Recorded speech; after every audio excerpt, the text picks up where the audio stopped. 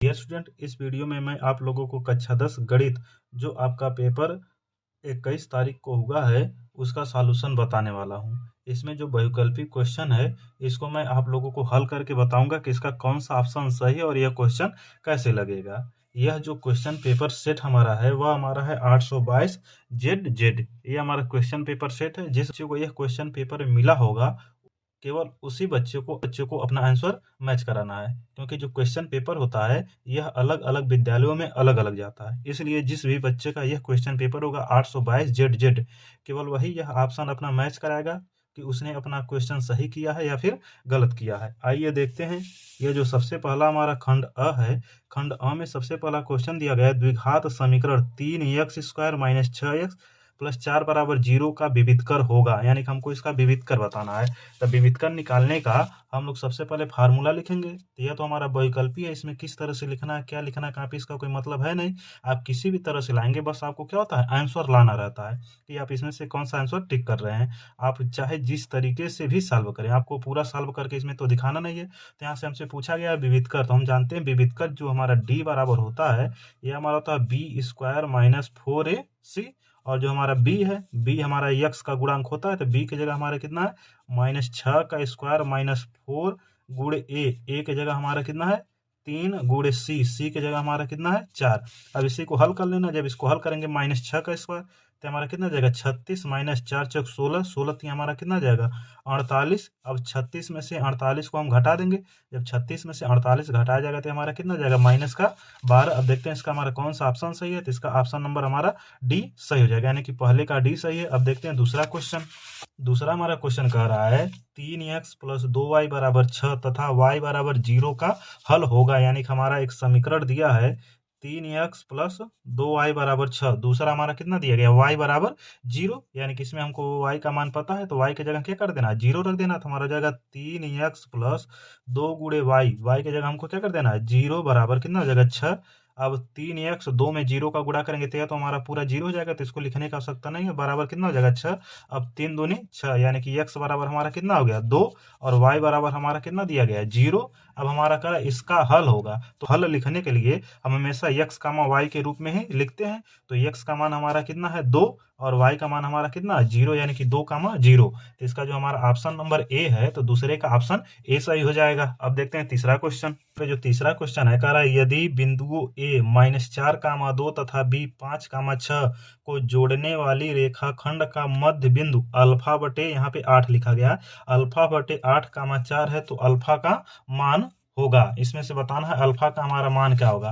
तो इसमें कहा गया है कि ए और बी का मध्य बिंदु हमारा कितना है अल्फा बटे 8, 4। तो हम जानते हैं कि जो मध्य बिंदु का हमारा फार्मूला होता है यह होता है x बराबर x1 + x2 बटे 2। और यहाँ से जो मध्य बिंदु है, मध्य बिंदु का मान हमारा कितना दिया गया है अल्फा बटे 8 बराबर x1 का मान हमारा कितना है -4 प्लस x2 का मान हमारा कितना है 5 और पूरे के बटे कितना हो जाएगा 2।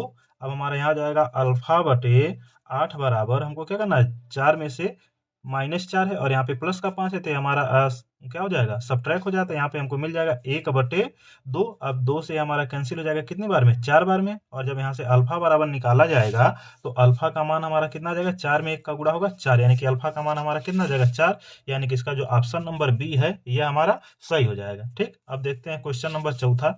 चौथा का रहा है त्रिभुज ए बी सी में ए बी बराबर 6 कड़ी में 3, ए सी बराबर 12 और बी सी बराबर 6 सेंटीमीटर, तो कोण बी का मान होगा, यानी कि हमको यह बताना है कोण बी का मान हमारा कितना होगा। तो इसका मान बताने के लिए हम करेंगे क्या, इसमें देखेंगे हमारी सबसे बड़ी भुजा कौन सी है। ठीक, और उस सबसे बड़ी भुजा का हम वर्ग कर देंगे। अगर सबसे बड़ी भुजा का वर्ग शेष दोनों भुजाओं के वर्गों के योग के बराबर होगा तो हमेशा और हमेशा हमारा कितने डिग्री का कोण बनेगा 90 डिग्री का, क्योंकि वो हमारा पाइथागोरस प्रमेय होता है। तो इसमें हम देख रहे हैं 6 कड़ी में 3 है, यहाँ पे 12 और यहाँ पे 6, इन तीनों में आपको सबसे बड़ी भुजा कौन सी दिख रही है AC। तो हम AC का स्क्वायर कर देते हैं, तो AC का स्क्वायर मतलब 12 का स्क्वायर बराबर दूसरी हमारी भुजा कितनी है 6 कड़ी में 3, इसका स्क्वायर कर दिया जाता है। 6 कड़ी में 3 का स्क्वायर प्लस यहाँ पे हमारा क्या है 6 तो इसका स्क्वायर कर देते हैं 6 का स्क्वायर। अब जब हम 12 का स्क्वायर करेंगे, 12 का स्क्वायर हमारा कितना आता है 144 बराबर। अब 6 कड़ी में 3 का स्क्वायर करेंगे, जब 6 कड़ी में 3 का स्क्वायर करेंगे, यहाँ पे हमारा 6 है, 6 का स्क्वायर हमारा जाएगा 36 और कड़ी में 3 इसका जब स्क्वायर करेंगे तो ये हमारा जाएगा 3। अब इन दोनों का गुणा कर देंगे तो यह हो जाएगा 3 6 का 18 और 3 3 का 9 1 10, यानी कि हमको मिल गया 108 प्लस यहाँ पे 6 है, 6 का स्क्वायर करेंगे तो हमारा कितना आएगा 36। अब इधर हमारा 144 है बराबर। अब इन दोनों को हम ऐड करेंगे तो 8 6 14 14 4, आपका हाथ में लग गया 1 और यहाँ पे हमारा 3 है, 3 में 1 जोड़ेंगे 4 और यहाँ पे 1, यानी कि देख रहे हैं दोनों पक्ष बराबर आ रहे हैं। और जब दोनों पक्ष बराबर आ रहे हैं यानी कि यह जो है यह हमारा पाइथागोरस प्रमेय फॉलो कर रहा है। और पाइथागोरस जो प्रमेय होता है यह हमेशा और हमेशा कहाँ हमारा अप्लाई होता है, समकोण त्रिभुज में, यानी कि ए का मान हमारा कितना आ जाएगा 90 डिग्री का। आप लोग याद रखेंगे जब भी आपको ऐसा क्वेश्चन एंगल वाला पूछता है तो इसका जो मान होता है हमेशा और हमेशा यह कितने डिग्री का होता है, 90 डिग्री का होता है। इसमें बहुत कुछ ज्यादा सोचने की आवश्यकता नहीं है, यह हमेशा 90 डिग्री का ही कोण बनता है। ठीक, तो इस तरह से हमारा चौथे का ए सही हो गया। अब देखते हैं पांचवा वाला। पांचवा कह रहा है वह बड़ी से बड़ी संख्या जिससे 125 और 70, किसको 125 और दूसरा हमारा कितना है 70 को विभाजित करने पर शेषफल 8 और 5 प्राप्त होता है। तो ये जो क्वेश्चन है मैंने अभी एक वीडियो में भी आपको बताया था कि ऐसा क्वेश्चन हम किस प्रकार से हल करेंगे, और उसमें यह भी बताया था कि ये जो क्वेश्चन है बोर्ड एग्जाम में पूछा जाता है और यहाँ पे पूछ लिया गया। तो यह जो हमारा पहला शेषफल है उसको जो हमने पहली संख्या लिखा है 125 इसमें से घटा देंगे, और जो दूसरा शेषफल हमारा 5 है इसको दूसरी संख्या में से घटा देंगे। तो जब हम 125 में से 8 घटाएंगे तो हमारा कितना हो जाएगा 117, और यहाँ पे हमारा जो 70 है 70 में से जब 5 घटाएंगे तो ये हमारा हो जाएगा 65। ठीक, अब हमको क्या करना है 117 और 65 इन दोनों का हमको क्या करना है मौसा निकाल लेना है, यानी कि एचसीएफ निकाल लेना है। तो जब इन दोनों का हम एचसीएफ ज्ञात करेंगे तो हमको कितना प्राप्त हो जाएगा 13, क्योंकि 13 से यह भी कैंसिल हो जाएगा और 13 से यह भी कैंसिल हो जाएगा। यही सेम क्वेश्चन मैंने एक शॉर्ट वीडियो में आपको बताया था और कहा था यह जो क्वेश्चन है यह आपके बोर्ड एग्जाम में पूछा जाएगा। आप लोग यहाँ पे देख रहे हैं अंक भी यही था, सेम टू सेम आपके बोर्ड एग्जाम में पूछा गया। तो इसका हमारा ऑप्शन कौन सा सही हो जाएगा, ऑप्शन नंबर बी। ठीक, 13। ठीक, उसके बाद हम देखते हैं अगला। अगला हमारा कह रहा है यदि समीकरण एक्स स्क्वायर प्लस के एक्स माइनस 6 बराबर 0 का एक मूल -2 है तो के का मान ज्ञात कीजिए। तो ये जो छठवां क्वेश्चन है यह भी मैंने एक वीडियो में बताया है, जो शॉर्ट वीडियो है। अगर आप लोग मेरा वीडियो लगातार देख रहे होंगे तो आपको पता चला होगा कि जो भी बोर्ड एग्जाम में क्वेश्चन आया है वह सारा क्वेश्चन मैंने बताया। बहुविकल्पी वाला तो खास करके जितना भी बहुविकल्पी क्वेश्चन पूछा गया है, एक दो क्वेश्चन छोड़ के सारा क्वेश्चन मैंने आपको बता रखा है। आइए देखते हैं कि यह हमारा कैसे सॉल्व होगा। तो इसमें हमारा क्या है, यह जो द्विघात समीकरण हमारा दिया गया है एक्स स्क्वायर प्लस के एक्स माइनस 6 बराबर 0 का एक मूल कितना -2। अगर इसमें हम -2 रख देते हैं तो ये हमारा समीकरण को क्या करेगा, संतुष्ट करेगा, क्योंकि इसका हमारा मूल क्या है -2 है। यानी कि एक्स के जगह हमको क्या रख देना -2। यहाँ पे जो एक्स है इसके जगह हम रखेंगे -2 का स्क्वायर प्लस के एक्स। ठीक, के गुड़े एक्स, एक्स की जगह -2 और -6 बराबर 0। अब -2 का स्क्वायर किया जाएगा तो हमारा जाएगा +4। अब उसके बाद हमारा क्या जाएगा प्लस और माइनस, ये हो जाएगा माइनस का 2 में के का गुणा करेंगे तो हमारा जाएगा 2 के, और यहाँ पे हमारा क्या -6 बराबर 0। अब यहाँ देख रहे हैं 4 है और यहाँ पे -6 है तो यह दोनों आपस में क्या हो जाएगा घट जाएगा, और यहाँ पे हमारा क्या है -2 के बराबर 0। अब -2 के बराबर निकालेंगे, जो -2 है दूसरे से हट जाएगा तो हमारा क्या जाएगा +2।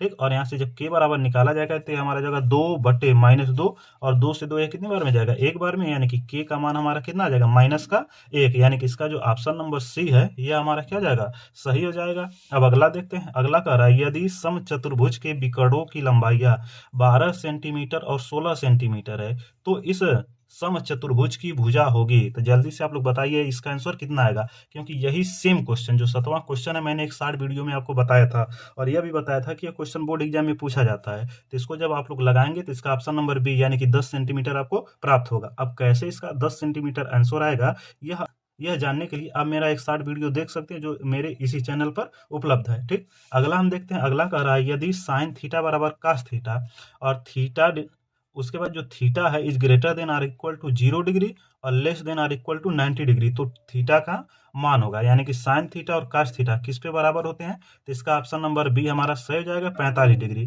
क्योंकि साइन 45 का मान कितना होता है हमारा 1/2 और कास 45 का भी मान हमारा कितना होता है 1/2, यानी कि 8वें का हमारा ऑप्शन नंबर बी सही हो जाएगा। ठीक, अब हम देखते हैं 9वां क्वेश्चन। 9वां हमारा कह रहा है संख्या 144 के अभाज्य गुणनखंडों के घातों का योगफल होगा। यह जो क्वेश्चन है यह थोड़ा सा अलग क्वेश्चन दिया गया है।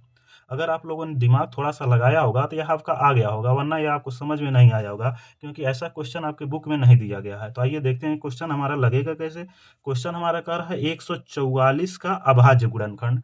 तो जो 144 हमारा दिया गया है, सबसे पहला हमारा काम होगा इसका अभाज्य गुणनखंड करना।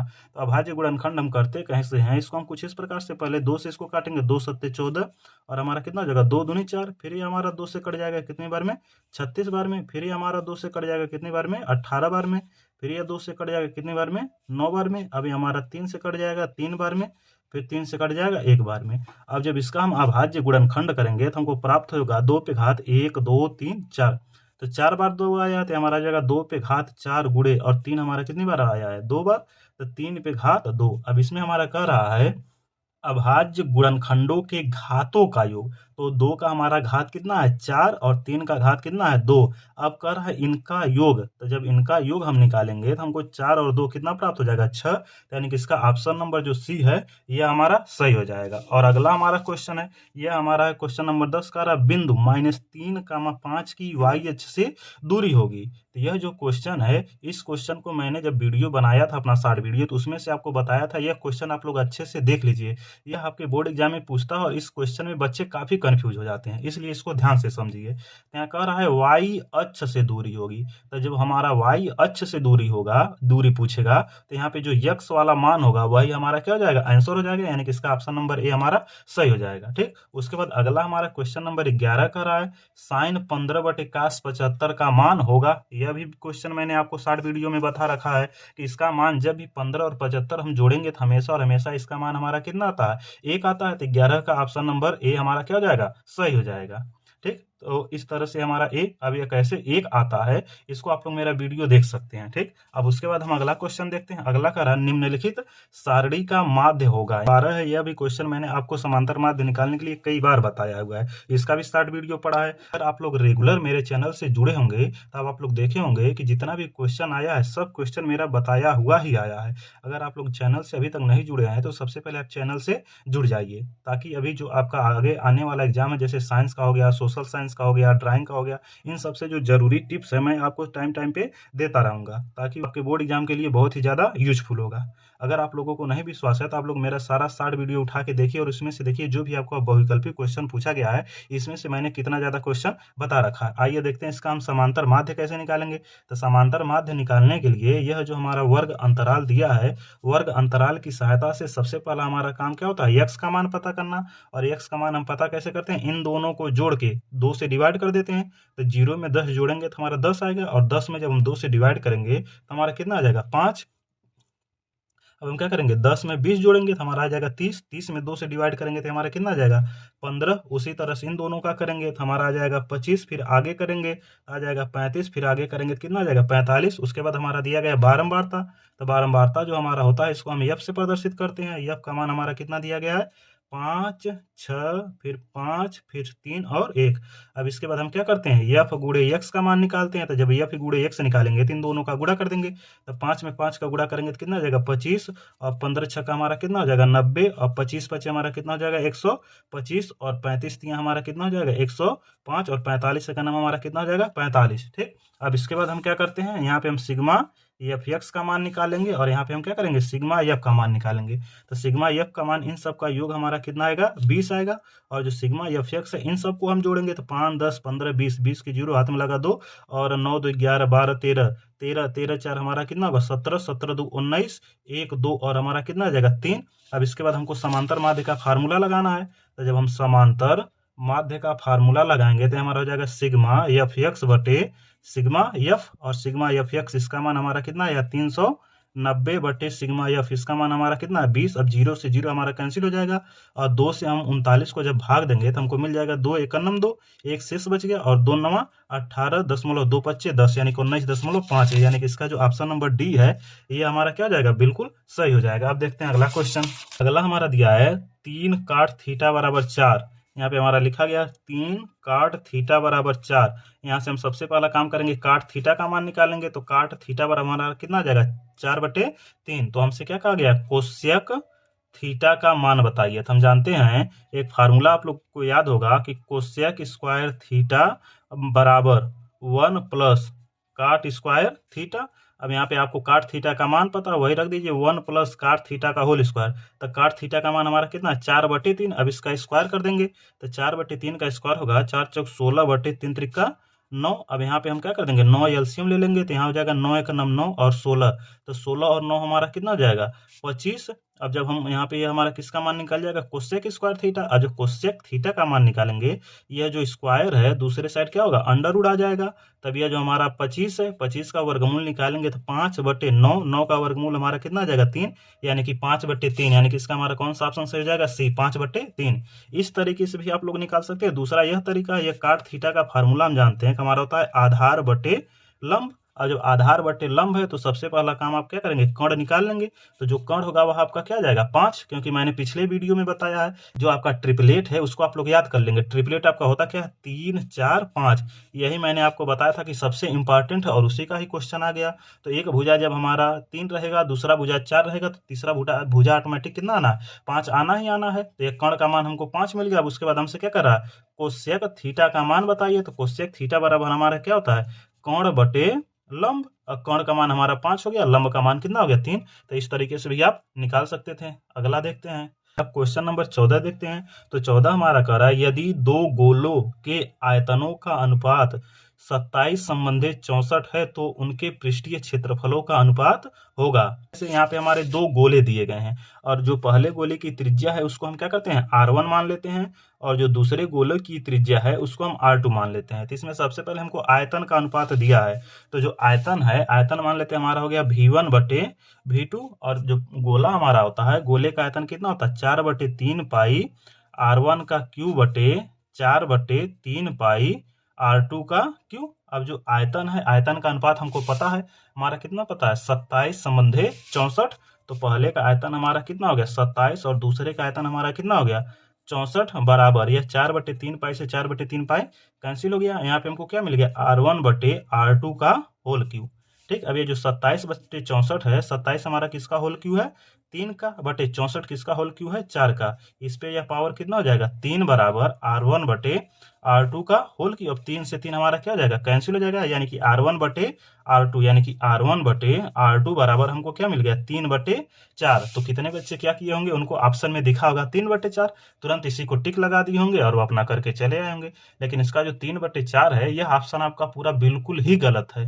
जितने भी बच्चे 3/4 ऑप्शन या फिर 3 संबंधी 4 ऑप्शन इसका टिक किए हैं वह एकदम गलत है। अब क्वेश्चन को आप लोग पूरा पढ़ेंगे नहीं और जल्दीबाजी में आप लोग टिक लगा देंगे और आपका क्वेश्चन क्या होता है गलत हो जाता है। तो जब आगे हमसे कह रहा है तो उनके पृष्ठीय क्षेत्रफलों का अनुपात होगा, यानी कि हमको त्रिज्या का यहाँ पे अनुपात नहीं बताना, उनके पृष्ठीय क्षेत्रफल यानी कि s1 बटे s2 इसका अनुपात बताना है। तो जो गोले का पृष्ठीय क्षेत्रफल होता है यह हमारा था 4 पाई r स्क्वायर। यहाँ पे s1 है तो यहाँ पे हमारा r1 हो जाएगा बटे 4 पाई r2 का स्क्वायर। 4 पाई से 4 पाई हमारा क्या हो जाएगा कैंसिल हो जाएगा। इसके बाद हमको यहाँ पे क्या मिल जाएगा r1 बटे r2 का होल स्क्वायर। और यहाँ पे हम देख रहे हैं r1 बटे r2 का मान हमारा कितना आया 3/4। तो हम यहाँ पे क्या कर देंगे 3/4 का होल स्क्वायर। अब 3 का स्क्वायर करेंगे तो हमारा हो जाएगा 9/4 का स्क्वायर हम करेंगे तो हमारा कितना जाएगा 16 यानी कि आ जाएगा वह कितना जाएगा 9:16 यानी कि इसका हमारा कौन सा ऑप्शन सही हो जाएगा।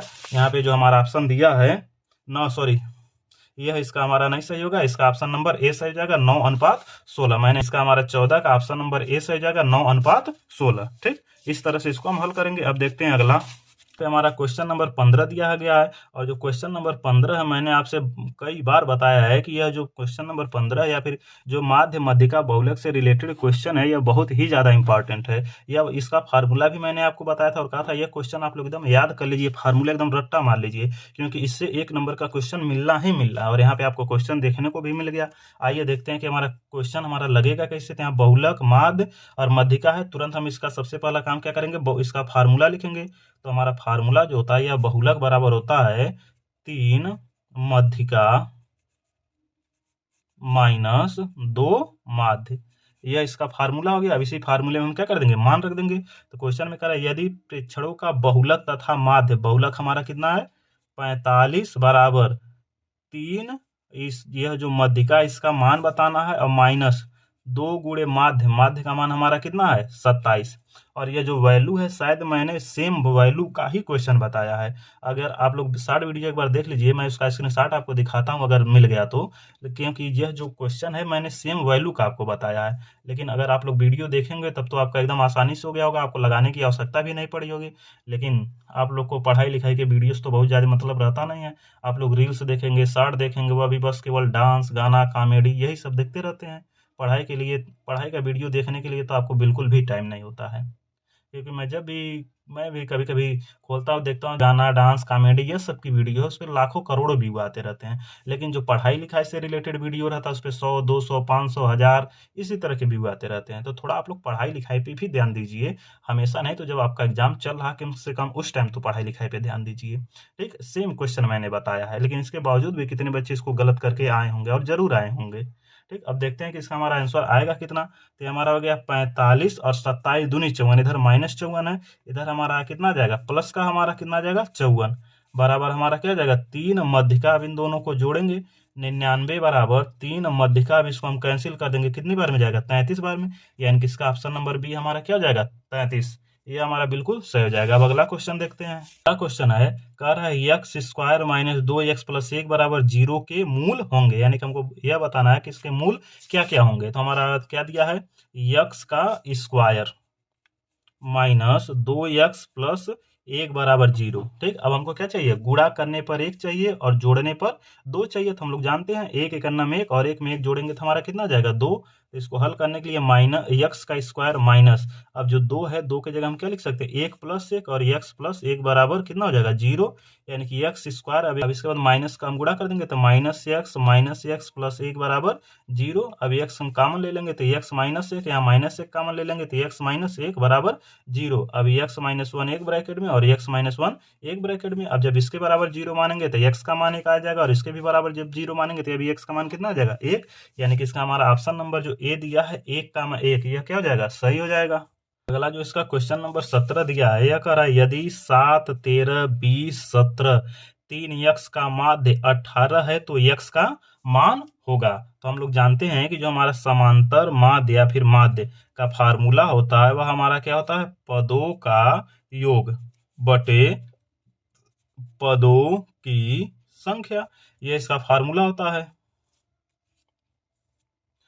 और जो हमारा समांतर माध्य है, समांतर माध्य का मान हमारा कितना दिया गया 18 बराबर पदों का योग। हमारा पहला पद कितना है 7 प्लस दूसरा 13 प्लस 20 प्लस 17 प्लस 3x बटे हमारा कितना जाएगा, अब देख लेंगे कितने पद है, 1 2 3 4 5, 5 पद है तो बटे हमारा कितना हो जाएगा 5। अब 5 का गुणा 18 में कर देंगे तो हमारा 18 पच्चीस कितना हो जाएगा 90 बराबर। अब इन सबको हम जोड़ लेंगे तो 13 7 20 20 20 40, और 40 में जब हम 17 जोड़ेंगे 40 10 50 7 57, और 3x तो हमारा जुड़ेगा नहीं तो हमारा क्या जाएगा प्लस का 3x। ठीक, अब 90 इधर प्लस का 57 है, दूसरी साइड आएगा तो क्या हो जाएगा माइनस का 57 बराबर 3x। अब इन दोनों को आपस में घटा देंगे, जब इन दोनों को हम आपस में घटाएंगे तो हमको कितना मिल जाएगा 33 बराबर हमारा कितना हो गया 3x।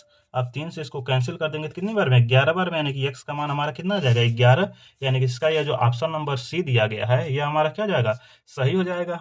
तो हम देखते हैं इसका क्वेश्चन नंबर 18। तो 18 हमारा क्या कह रहा है, 3 बटे एक्स माइनस 2x बराबर 2 बटे एक्स का हल है। तो इसको हल करने के लिए सबसे पहले हमको करना क्या होगा, यह जो देख रहे हैं हमारा नीचे x है तो यह नीचे से x हटाना होगा। तो जब नीचे से x हम हटाएंगे तो यह जो हमारा समीकरण दिख रहा है यह द्विघात समीकरण के रूप में बदल जाएगा। तो सबसे पहला काम यह जो आपका बराबर के उधर है इसको उठा के बराबर के इधर लाइए। तो बराबर के इधर लाएंगे तो हमारा जाएगा 3 बटे एक्स माइनस 2x माइनस 2 बटे एक्स बराबर क्या हो जाएगा 0। अब यहाँ भी x है और यहाँ भी x है तो हम दोनों पक्षों में क्या कर देते हैं x से गुणा कर देते हैं। यहाँ पे लिख दिया जाएगा दोनों पक्षों में x से गुणा करने पर जब x से हम गुणा करेंगे तो यहाँ पे हमारा आ जाएगा x, और x से x कैंसिल हो जाएगा, यहाँ हमको मिल जाएगा 3 माइनस, और जब इसमें x से गुणा होगा तो हमारा जाएगा 2x स्क्वायर। अब जब यहाँ पे x से गुणा होगा तो x से x हमारा क्या हो जाएगा कैंसिल हो जाएगा, और हमको मिल जाएगा -2 बराबर 0। ठीक, अब ये हमारा 3 है और यहाँ पे माइनस का 2 है तो इसको हम घटा देंगे, जब घटाएंगे तो हमको प्राप्त हो जाएगा 1 माइनस 2x स्क्वायर बराबर 0। ठीक, अब यहाँ पे माइनस का 2x स्क्वायर बराबर निकाला जाएगा, ये जो प्लस का 1 है दूसरी साइड जाएगा तो क्या जाएगा माइनस का 1, अभी हमारा माइनस से माइनस कैंसिल हो जाएगा और यहाँ से जब एक्स स्क्वायर बराबर हम निकालेंगे तो हमको मिल जाएगा 1/2। अब जब हम एक्स बराबर निकालेंगे जो स्क्वायर है दूसरे साइड जाके हो जाएगा अंडर रूट 1/2। अब एक्स बराबर निकालेंगे तो जो एक है एक का स्क्वायर रूट यानी कि वर्गमूल हमारा एक आ जाएगा। अब बटे नीचे हमारा क्या हो जाएगा कड़ी में 2।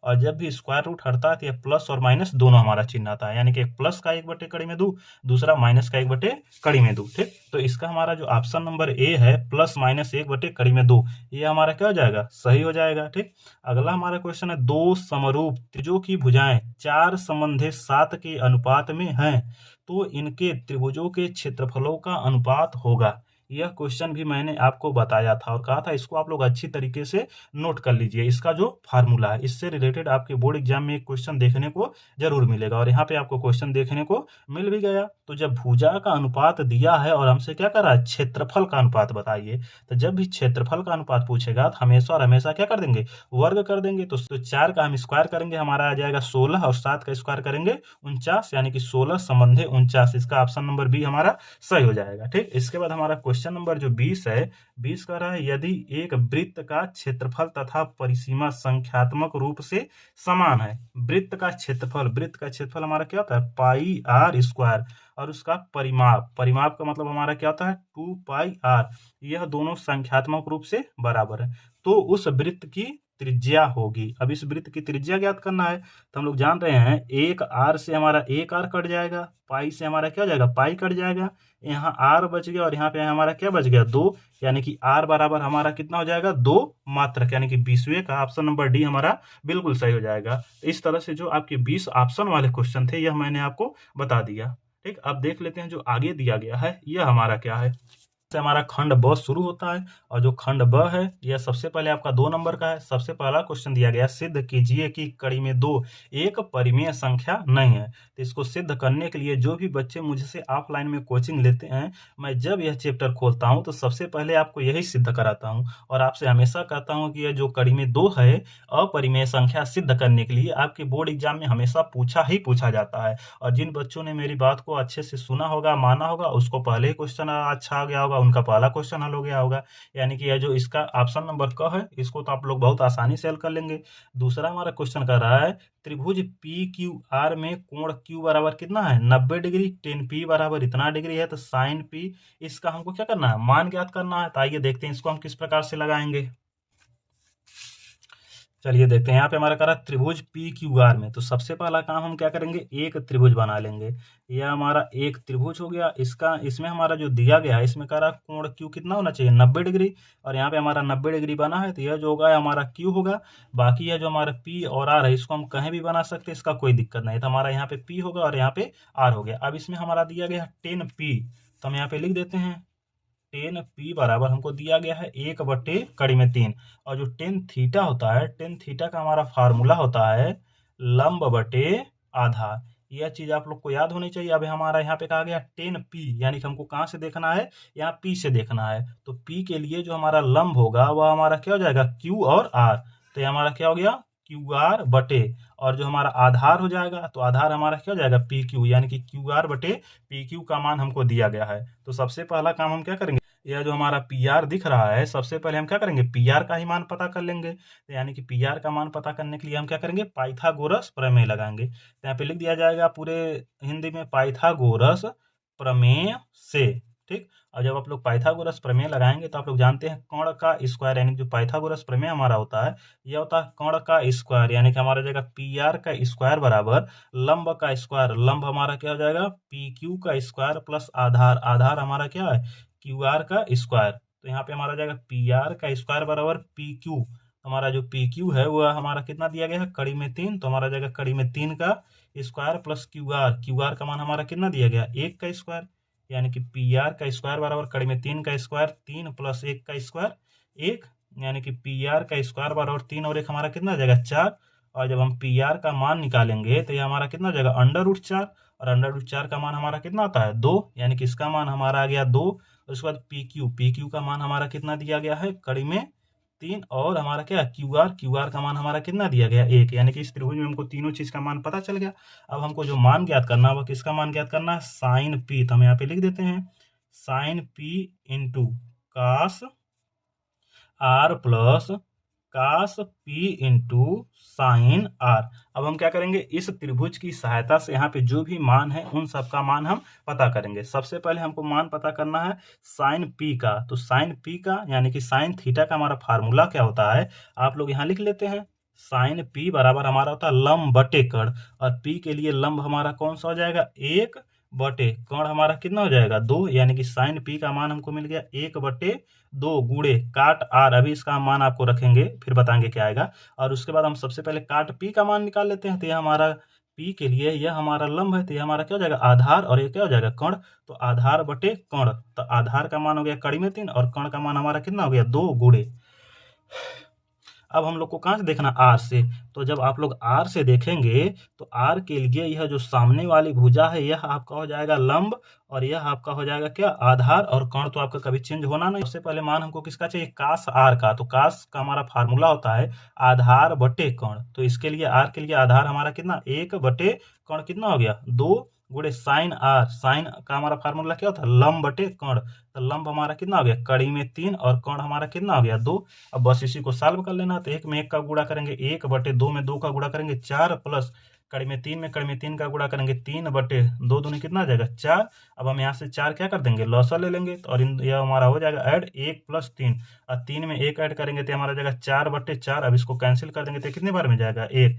यानी कि इसका आंसर आपका कितना आ जाएगा, 1। तो आप लोग कहीं लिख लीजिए, यह जो है इसका आंसर हमारा कितना आएगा, 1। हमारा दिया गया द्विघात समीकरण। हमारा द्विघात समीकरण क्या दिया गया, 4x² प्लस 3x प्लस 5 बराबर 0 के क्या करना है, मूल ज्ञात करना है। तो इसका जब हम गुणा करेंगे, 5 चौक 20, गुणा करने पर हमको 20 चाहिए, जोड़ने पर 3 चाहिए, तो हमको यह प्राप्त नहीं होगा। तो जब आपको ऐसा लगे कि यह आपको जल्दी प्राप्त नहीं होने वाला है, तो सबसे पहला काम आप क्या करेंगे, इसका विविधकर निकाल लेंगे। ठीक, विविधकर निकाल करके यह चेक कर लेंगे इसका हल संभव है या फिर नहीं है। अगर इसका हल संभव होगा तभी आप लोग हल करेंगे, नहीं तो नीचे लिख देंगे इसका हल संभव नहीं है। तो जब डी का मान निकालेंगे तो होगा b² माइनस 4ac, और बी का मान हमारा हो जाएगा 3 का स्क्वायर माइनस 4 गुणे ए का मान हो गया 4 गुणे सी का मान हमारा कितना हो गया 5, और 3 का स्क्वायर कितना हो गया 9 माइनस 4 चौक 16, 16 पचे हमारा कितना हो जाएगा 80।